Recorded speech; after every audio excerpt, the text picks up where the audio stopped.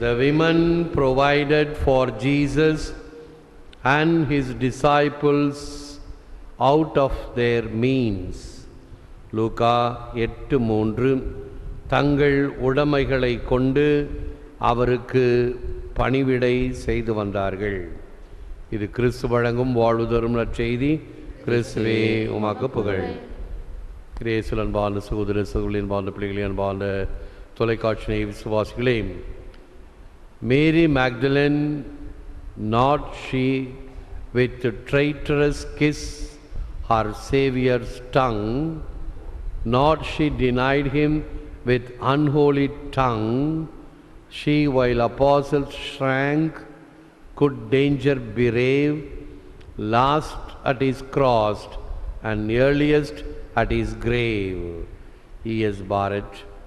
மரிய மதலேனின் முத்தம் துரோகத்தால் தீண்டியதல்ல, வாக்கு மறுதலித்த நாக்கினால் அல்ல. அப்போஸ்தலர்கள் பின்வாங்கிய நிலையில் ஆபத்தை தைரியமாக எதிர்கொண்டு சிலுவை அடையில் கடைசியாக நின்றவர், கல்லறைக்கு கருக்களில் சென்றவர். ஆகவேதான் அவருக்கு உயிர்த்த ஆண்டவருடைய முதல் தரிசனம் கிடைத்தது. சாத்திரங்கள் பல பல கற்பாராம், சௌரியங்கள் பல பல செய்வாராம், மூத்த பொய்மைகள் யாவும் அழிப்பாராம், மூடக்கட்டுக்கள் யாவும் தகர்ப்பாராம். பாரதியாருடைய வார்த்தைகள். இந்த ஆண் பெண் என்ற பேதமை, ஆண் என்றால் உயர்வு, பெண் என்றால் தாழ்வு என்ற நிலைமைகள் அன்றும் உண்டு, இன்றும் உண்டு. இன்றும் மக்களவையில் 33% பெண்களுக்கு இடம் வேண்டும் என்று ஓங்கி ஓங்கி பேசினாலும் நடைபெறாத நிலையில் இருப்பது யதார்த்தம். ஆனால் இயேசு அந்த காலத்திலேயே இந்த பெண்களுக்கு சமத்துவமும் மரியாதையும் முதலிடமும் கொடுத்ததை பார்க்கிறோம். அதே போன்று இயேசுவினுடைய பணியிலே மிக முக்கிய பங்கு வகித்தவர்களும் இந்த பெண்கள். கல்வாரி மலையில் சிலுவை அடியிலே இறுதியிலே இருந்தது 3 பெண்களும் யோவான் அப்போஸ்தலரும் மட்டும்தான். மீதி பேரெல்லாம் மூத்தவர்கள், அனுபவஸ்தவர்கள், எல்லோரும் ஒதுங்கி நின்று வேடிக்கை பார்த்தவர்கள். ஆக இவர்கள் இயேசுவின் பணிக்கு இந்த பெண்கள் மிக மிக உதவியாக இருந்தார்கள் என்பது இன்றைய நற்செய்தியின் சாரம். ஆன்மீக துலாக்கோலில் மகளிரும் ஒரு தட்டு எனவே மதித்தார்.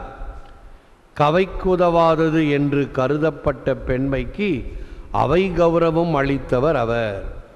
இயேசுமா காவியம். ஆன்மீக துலாக்கோலில், துலாக்கோல் என்றால் தராசு, தராசில் 2 தட்டுக்கள் இருப்பதை பார்க்கிறோம். அதில் ஒரு தட்டு ஆண் என்றால் ஒரு தட்டு பெண். கவைக்கு உதவாதது, அவையிலே பேசக்கூடாது, எதுவும் சொல்லக்கூடாது என்று பெண்களுக்கு சமத்துவம் மறுக்கப்பட்ட காலத்தில் அவை கௌரவம் அளித்தவர் இயேசு. அவர்களுக்கும் உரிமை உண்டு என்று கொடுத்தவர். Not everyone can work center stage and in the spotlight. மேடை நாடகத்தில் அனைவரும் நடுநாயகமாக இருக்க முடியாது. ஒவ்வொருவரும் ஒரு பாத்திரத்தை ஏற்று, ஒரு வேடத்தை ஏற்று நடிப்பதுதான் நாடகம்.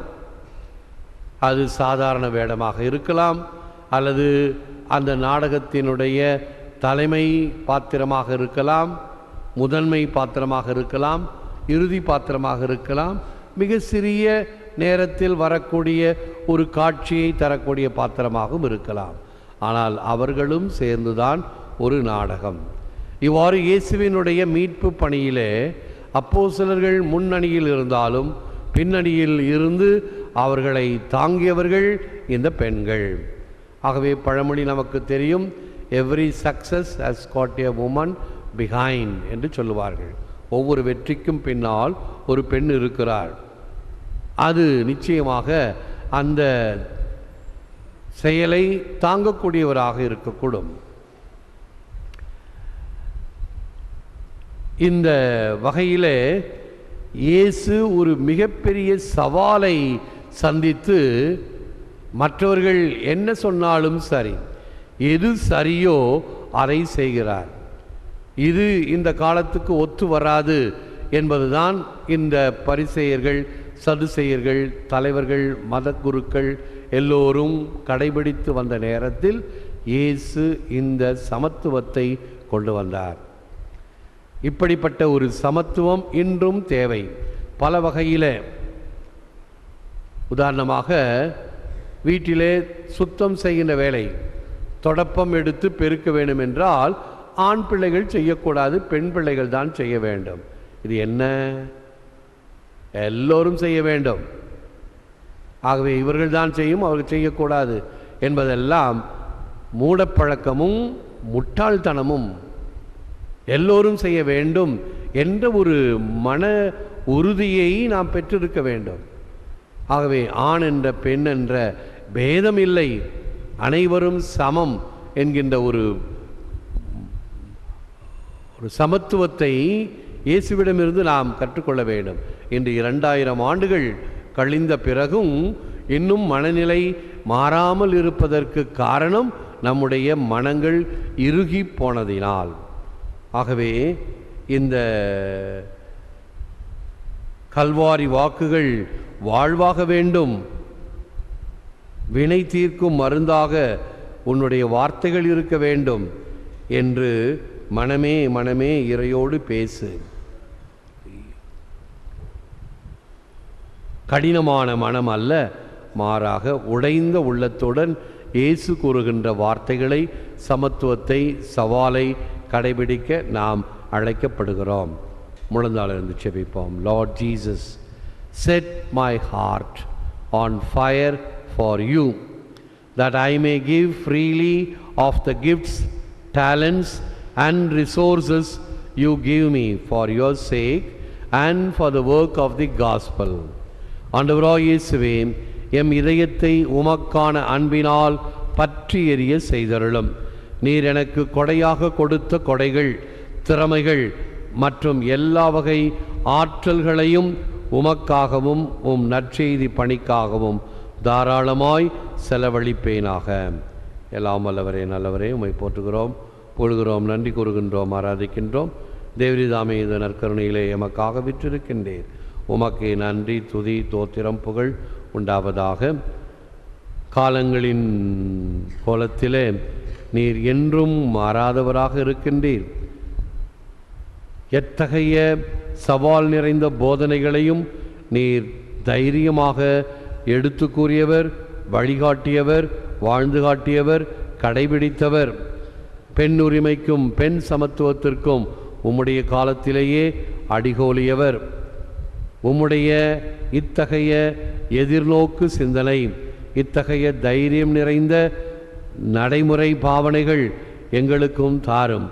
மூட நம்பிக்கைகளை அல்ல, அசட்டு நம்பிக்கைகளை அல்ல, நல்லவைகளையும் இன்னும் எவைகளையெல்லாம் சம தர்மமாக கருதப்படுகின்றதோ அதை ஏற்றுக்கொள்ளுகின்ற மனப்பக்குவத்தையும் உறுதியையும் தாரும். பல வகையில் பாதிக்கப்படுகின்ற பெண்கள், பல வகையினால் தொல்லைக்கு உட்படுத்தப்படுகின்ற பெண்கள், இவர்களை நினைவு கூறுகிறோம். இன்னும் குறிப்பாக பாலியல் கொடுமைகளிலே பாதிக்கப்படுகின்ற சிறுமிகள், இவர்களையும் இந்த நேரத்தில் நினைவு கூறுகிறோம். எங்கள் ஜெபத்தை கேளும்.